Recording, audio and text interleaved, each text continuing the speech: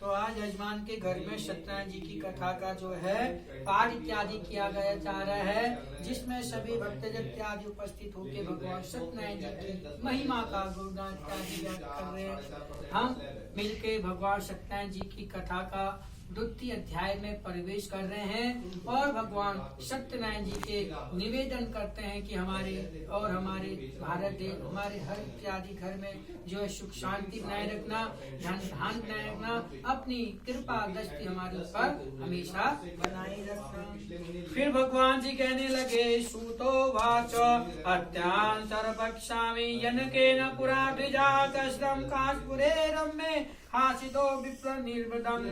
हे द्विजो, अब पुनः पूर्व काल में और श्री सत्यनारायण जी की पूजा को कैसे किया गया, किस किस ने किया, कब और कैसे हुआ, ये भी हम भगवान व्यास सूत जी आपसे सुनना चाहते हैं।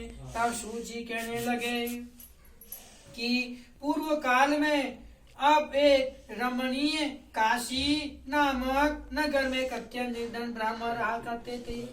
रोज जो है वो अपनी दिनचर्या में जाते, प्रतिदिन जो है वो लकड़ी इत्यादि इकट्ठा करते और वो लकड़ियों को जो है जंगल इत्यादि से इकट्ठा करने के बाद शहर इत्यादि में जाके जो है उसको बेचा करते थे।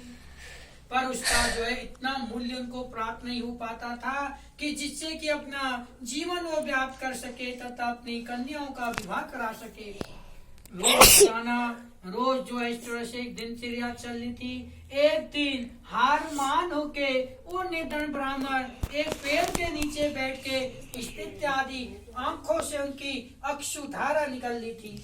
मेरे नारायण तो भगवान है, शरण में पापी है, अथवा कहते हैं कि भगवान सबकी महिमा को जो है जान लेते हैं, भाव से पहचान लेते हैं, अथवा हम सोचते हैं कि हमारे सुनना का जो है भगवान कब करेंगे, पर हमारे मन में जब विचार अगर स्वभाव के आए तो भगवान स्वभाव चीज देते हैं, अगर कुभाव के आए तो वहीं पे जान लेते हैं। आपके मन में जैसे आया कि हे भगवान जब हमारा कार्य संपन्न हो तो हम सत्यनारायण जी की पूजा करेंगे, तो देखो भगवान ने करते करते कभी जो एक समय आप ऐसे किराए इत्यादि या अथवा ऐसे मकान अथवा कहीं भी थे, आज भगवान जी की महिमा हुई।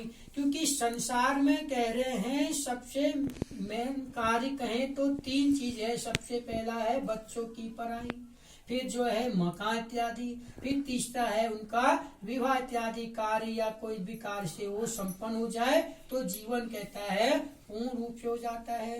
अब अपने को तो क्या है, अथवा हमारे तो पितरों का ऐसा रहा कि हमें इत्यादि मकान इत्यादि जो है बचपन में हुए तो सरकार इत्यादि कर में मिला, कोई चीज नहीं देखी। उसके बाद पितरों का ऐसा रहा आशीर्वाद, उन्होंने बना के दे दिया, तो जीवन का जो है हमने कोई ऐसा चीज नहीं देखी। आज आप धन्य हैं, वो भगवान जी का आशीर्वाद है कि आपके ऊपर आपको जो है इस प्रकार से अपना मकान बनाने का सौभाग्य आपको दिया।